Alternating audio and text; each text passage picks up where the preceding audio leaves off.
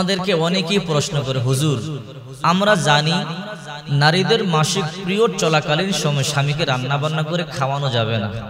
কেহ যদি মাসিক পিরিয়ড চলাকালীন সময় অর্থাৎ অপবিত্র অবস্থায় স্বামীকে রান্না বান্না করে খাওয়ায়, তাহলে স্বামীর নাকি বিপদ হয়। কি কি বিপদ হয় আমরা জানতে চাই।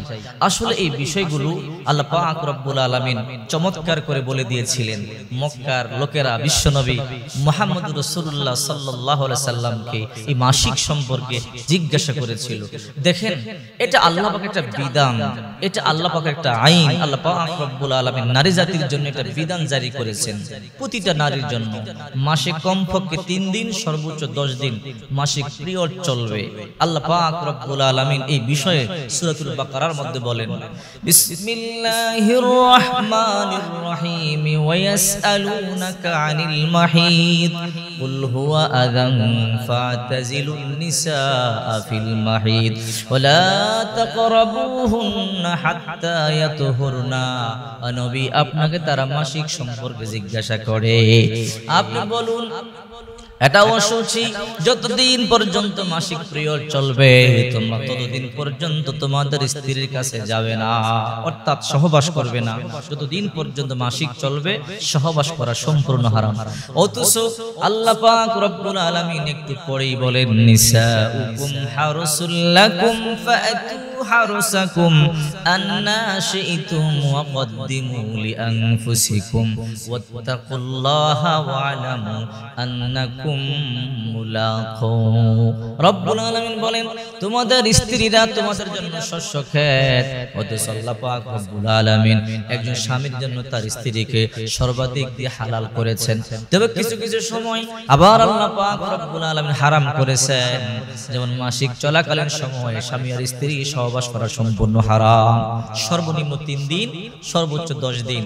এই সময়টাতে যদি মাসিক পিরিয়ড চলে অর্থাৎ রক্ত ঋতুস্রাব হয়, এই সময় স্বামী আর স্ত্রী সহবাস করতে পারবে না।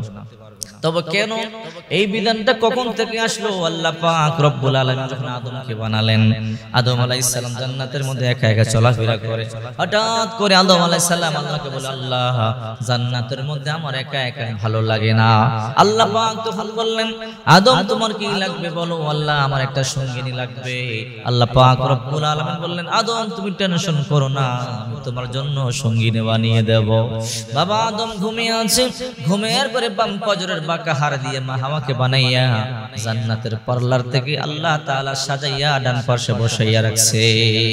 এই জন্য আল্লাহ তাআলা বলেন, ইয়া আইয়ুহান নাসুত্তাকু রাব্বাকুমুল্লাযী খালাকাকুম মিন নাফসিন ওয়াহিদা ওয়া খালাকা মিনহা যাওজাহা ওয়া বাসসা মিনহুমা রিজালান কাসীরান ওয়া নিসাআ ওয়াত্তাকুল্লাহাল্লাযী তাসাআলুনা বিহি ওয়াল আরহাম ইন্নাল্লাহা কানা আলাইকুম রাকীবা। হে মানব সম্প্রদায়, তোমরা তোমাদের প্রতিপালককে ভয় করো, যিনি তোমাদেরকে এক ব্যক্তি থেকে সৃষ্টি করেছেন, তার থেকে তার বিবিকে সৃষ্টি করেছেন, আর এদের দুজনের সমন্বয়ে আল্লাহ তাআলা দুনিয়াতে অগণিত নারী আর পুরুষ সৃষ্টি করেছে। এতে বোঝা যায় বাবা আদম আর মা হাওয়াকেই আল্লাহ প্রথম তৈরি করেছেন। আল্লাহ পাক রব্বুল আলামিন বাবা আদম আর মা হাওয়াকে বললেন, ওয়ালা তাকরাবু হাযিহিশ শাজারাতা ফাতাকুনা মিনাজ জালিমিন। আদম জান্নাতে ঘুরো, ভ্রমণ করো, আনন্দ করো, ফুর্তি করো, বাধা নাই, কিন্তু ওইদিকে একটা গাছ আছে, ওই গাছের নিচে কিন্তু তোমরা যাবে না। সব জায়গায় যাও, ওই গাছটার কাছে তোমরা যাবে না। যাকুম, এই গাছটার নিচে তোমরা যাবে না। ওয়ালা তাকরাবা হাযিহিশ শাজারা, এটা হলো গন্ধম গাছ, এই গন্ধম গাছের নিচে কিন্তু তোমরা যাবে না। আদম আলাইহিস সালাম আর হাওয়া আলাইহিস সালাম জান্নাতে ঘুরে হঠাৎ করে মা হাওয়াকে শয়তান কুমন্ত্রণা দিল, হাওয়া সব জায়গা তোমরা ভ্রমণ করো, সেই জায়গা কেন যাও না? অথচ সেই জায়গার নিয়ামত হলো সবচেয়ে বড় নিয়ামত। মা হাওয়া দুর্বল মানুষ, মহিলা মানুষ তো দুর্বল হয়। এবার শয়তানের ধোঁকায় পড়ে গেল। বাবা আদমকে বলল, আদম স্বামী আমার, চলেন ওই দিকে যাই। আদম বলেন, না রে হাওয়া, ওইদিকে যাওয়া তো আল্লাহ তাআলা নিষেধ করেছে। বলে কেন নিষেধ করেছে? এই জায়গার মধ্যে সবচাইতে আনন্দ আছে, সবচাইতে ভালো সেই জান্নাতের উত্তম জায়গা, চলেন যাই। বাবা আদম সেখানে গেল, যাওয়ার পরে শয়তান বলে আদম জান্নাতের সব জায়গা হালাল করেছে, এই জায়গা হারাম করেছে। কারণ কি জানো? বলেন না, এই যে এই গন্ধম গাছের ফল যদি তোমরা একবার খেয়ে ফেলো তাহলে আর কোনোদিন তোমরা জান্নাত থেকে বের হবা না। এই জন্য আল্লাহ তোমাদেরকে এই ফল খাইতে নিষেধ করেছে। মা হাওয়া বলে আদম চলো দুইজনে খেয়ে ফেল। বলে না, আল্লাহর আইন খাওয়া যাবে না। মা হাওয়া খেয়ে ফেললেন। বাবা আদমকে বুঝাইয়া মুখের মধ্যে যখন দিয়েছে, বাবা আদম এই যে গলার মধ্যে চাপ দিয়ে ধরেছে। আদম বলেন না রে হাওয়া খাবো না। বাবা আদম ফেলে দিয়েছে, মা হাওয়া খেয়ে ফেলেছে। আল্লাহ তাআলা দুইজনের জান্নাতি পোশাক খুলে ফেলেছে, দুইজনকে দুনিয়ার মধ্যে আল্লাহ প্রেরণ করে দিয়েছে। ওই যে মা হাওয়া খেয়ে ফেলেছে, এই জন্য আল্লাহ পাক রব্বুল আলামিন শাস্তি হিসেবে নারীদেরকে প্রতি মাসে 3 দিন থেকে 10 দিন পর্যন্ত মাসিক ঋতুস্রাব আইন করে দিয়েছে। ওখান থেকে এই আইন চালু হয়ে গেছে। এবার আসুন আসল কথায়। অনেকে বলে যখন নারীরা অপবিত্র থাকবে, মাসিক ঋতুস্রাব থাকবে, তখন স্বামীকে রান্না বান্না করে খাওয়ানো যাবে না। এটা বিভ্রান্তিকর কথা। মনে করেন মাসে 10 দিন যদি একটা মেয়ে অসুস্থ থাকে, অর্থাৎ মাসিক চলে, ওই নারীটা যদি স্বামীকে 10 দিন মাসে রান্না করে না খাওয়ায়, তার সংসার টিকবে? তার বাচ্চারে কে দেখবে? তার ঘরে কাজকর্ম কে করবে? এগুলো বিভ্রান্তিকর কথা। মাসিক অবস্থায় অর্থাৎ অপবিত্র অবস্থায় স্বামীকে রান্না বান্না করে খাওয়ালে স্বামীর অমঙ্গল হয় না, স্বামীর বিপদ হয় না।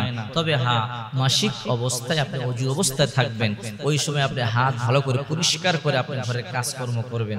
ওই সময় নামাজ পড়তে পারবেন না, ওই সময় আপনি কোরআন তেলাওয়াত করতে পারবেন না, ওই সময় আপনি ইবাদত বন্দেগী করতে পারবেন না। এটা ঠিক আছে, কিন্তু ওই সময়গুলোতে যে আপনি কাজকর্ম করতে পারবেন না, রান্না বান্না করতে পারবেন না, এগুলো হাদিসের মধ্যে নাই। অথচ বিশ্বনবী মুহাম্মদুর রাসূলুল্লাহ সাল্লাল্লাহু আলাইহি ওয়াসাল্লাম বলেছেন, আদ-দুনিয়া কুল্লুহা মাতা ওয়া খায়রুল মাতা'id দুনিয়া ইমরাতুস সলিহাহ। গোটা দুনিয়াটাই হলো আল্লাহ পাকের নিয়ামত, আর এর মধ্যে সর্বশ্রেষ্ঠ নিয়ামত হলো নেককার স্ত্রী। গোটা দুনিয়াটাই কিন্তু আল্লাহর নিয়ামত, আর এর মধ্যে সর্বোত্তম সর্বশ্রেষ্ঠ নিয়ামত হলো নেককার স্ত্রী। যে ঘরে একটা নেককার স্ত্রী আছে, ওই ঘরটা জান্নাতের বাগান হয়ে যায়। আর যে ঘরে একটা বদকার স্ত্রী আছে, ওই ঘরটা জাহান্নামের গর্ত হয়ে যায়। এই জন্য মহিলা মা বোনদেরকে বলবো, ঘরের মধ্যে বেশি বেশি ইবাদত বন্দেগী করুন। মাসিক চলাকালীন সময় স্বামীকে রান্না বান্না করে খাওয়ান, কোনো সমস্যা নাই। ওই সময় কোরআন তেলাওয়াত করবেন না, নামাজ পড়বেন না, তবে জিকির করতে পারবেন, দোয়া দুরুদ ইস্তিগফার পাঠ করতে পারবেন।